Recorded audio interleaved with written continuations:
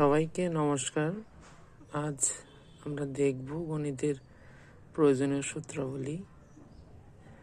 সামনের যে সারিতে যে 6টা দেখা যাচ্ছে যে সূত্রগুলো, এগুলো হচ্ছে গণিতের সূত্র এবং বীজগণিতের যে আমরা অঙ্কগুলো করে থাকি সেই অঙ্কগুলোর ক্ষেত্রে এই সূত্রগুলো খুবই ইম্পর্টেন্ট। এই সূত্রগুলো ছাড়া আসলে অঙ্ক হয় না।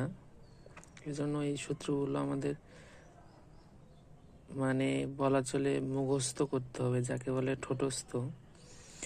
আর নিচে যে প্রয়োজনীয় অনুসিদ্ধান্ত দেখা যাচ্ছে প্রায় 9টার মতো, এগুলো মূলত সূত্র, কিন্তু এই যে আমরা প্রয়োজনীয় সূত্রগুলি দেখতেছি এই সূত্রগুলো থেকেই এই ক্যাটাগরির যে সূত্র দেখা যাচ্ছে এগুলোর প্রত্যেকটাই এই সূত্রগুলো থেকেই সৃষ্টি হয়েছে।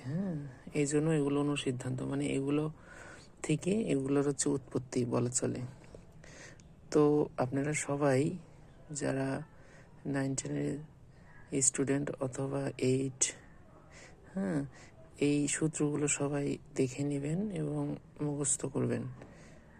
তাহলে আপনাদের যে বেসিক নির্ভর যে অঙ্ক শিখতে হয় আর কি, যে বেসিক অঙ্কের সূত্র না জানলে আসলে বেসিক থেকে কিছু শেখা যায় না।